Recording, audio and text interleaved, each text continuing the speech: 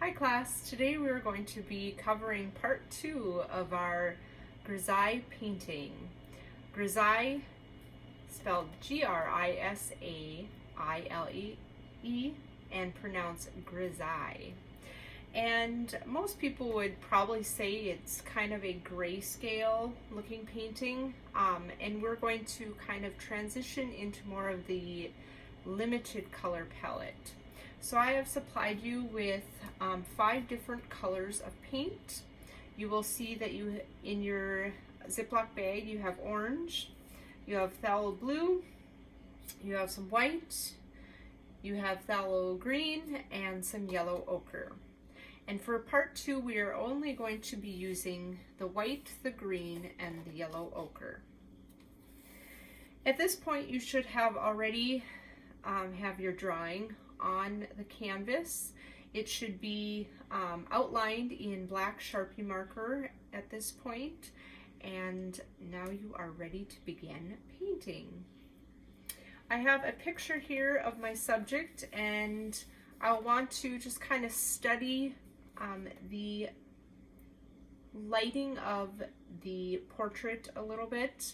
I want to focus on the highlighted parts. You will find a lot of those highlighted parts located on the bridge of the nose, the cheekbones, sometimes a little bit on the chin, and in the forehead as well. There'll also be some highlights in the eyes as well, and possibly if you have some clothing in different areas, maybe even some background space, but I wouldn't put too much into that. All right, so I have already put a little bit of the yellow ochre and the phthalo green on my paint palette. You can use anything to mix your paint, so paper plate, wax paper that I might have included in your supplies, and so you'll open up your paint containers and you can put a little bit onto your paint palette, or just use a piece of scratch paper if that's all you have. Okay, so try not to contaminate the colors in your little containers, and you'll have a lot of extra paint. So just make sure you keep those capped as well in case you need them later. Okay, for the first layer of paint, this is going to be a wash of color, and we're going to be using the yellow ochre paint and just a tiny amount of the phthalo green. So you can see that I have a very small amount on my paint palette. I'm going to just really brush the tip of my paintbrush with the green, and I'm going to mix it into my yellow ochre. So a little bit of green goes a long way. And so you can kind of determine how much green you want in there. This is going to be an underlayer, just to give it maybe more of an antique look, possibly. You don't have to use any green if you don't want, but it will just kind of add some depth to the painting. All right, so I have my paint mixed up, and now I'm ready to do the wash over every part of my portrait. I'm going to dip my paintbrush. So I have my paint on my paintbrush. I'm going to dip into my water container, and then I'm going to start applying that paint right over my portrait. And I can continue to just lightly dip my paintbrush into my water, and I want to spread that yellow ochre layer across my portrait. So you want to be able to see your Sharpie marker through the paint.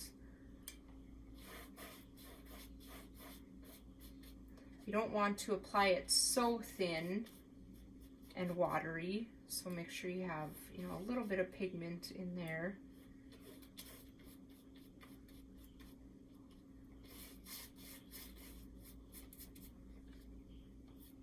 put a nice coverage over the entire surface. You'll also want to continue that onto your sides all the way around as well. For demonstration purposes, I will not be doing that, but make sure you extend that paint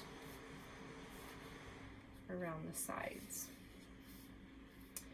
All right, so there's my first underlayer, my background layer with the yellow ochre and phthalo blue. Now, before it dries, it's important that you continue on to the next stage. And that will be, we're going to be using a soft cloth. This could be a paper towel, a napkin, or some type of soft cloth. If all you have is an old pair of socks, you can use a little piece of that, like any that might have a hole in them, or if you have any type of washcloth that you don't use anymore. So anything that's going to be able to wipe some paint away from the surface. A Kleenex, piece of toilet paper, you know, any type of cloth like that.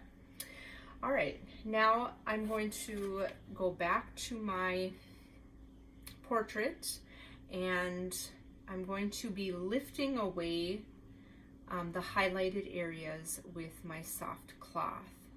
So I see some major highlights up in the forehead, and so I'm going to take my cloth and I'm going to remove the paint from those areas.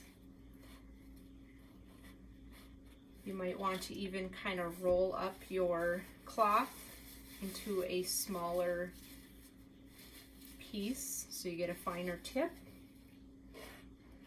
Down the side of her cheek, I don't want to wipe away everything, so I want to make sure that it's a little bit smaller area. I'm wiping away. Right underneath her nose, I see some highlights there. Down into her chin, I see some highlights on her lips, and her teeth definitely have highlights. They're shiny, so I'm going to wipe away some of those areas.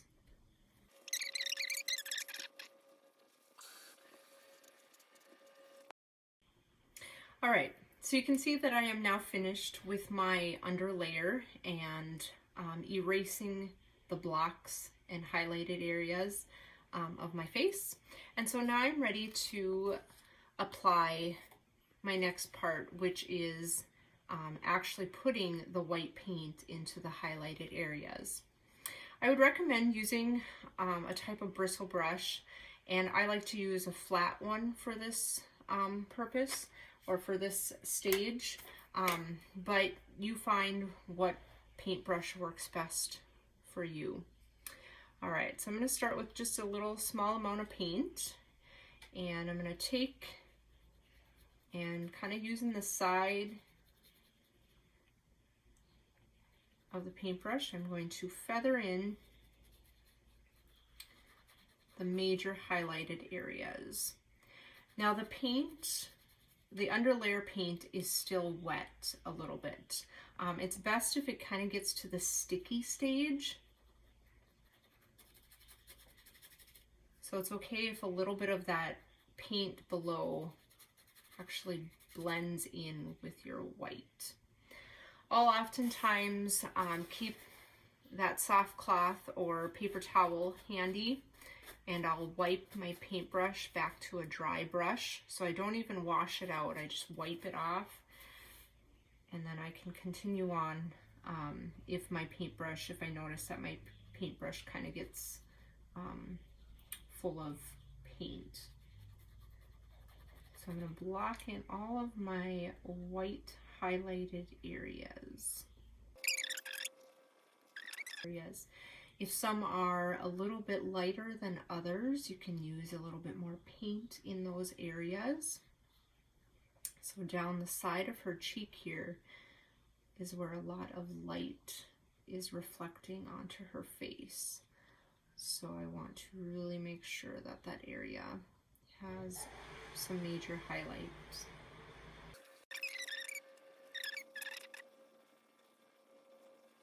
Once I've blocked in the white, hopefully the paint is still a little bit sticky, and you can just kind of go around with a dry brush and blend some of that yellow ochre and the white together to soften up the edges. You don't want to overblend. You want to be able to see the different areas of dark and light. So I'll continue to just kind of wipe my brush off, just on the side, some scratch paper or on a paper towel. And you can just kind of blend in some of those areas. You'll notice that you can still see the permanent marker, which is great because we are going to be applying one more layer onto this. So you'll want to see your lines through that. So go ahead and soften up your white areas, blend them a little bit more into your background, so you can still obviously see the highlights, but they're not so in your face. So soften up the edges all around.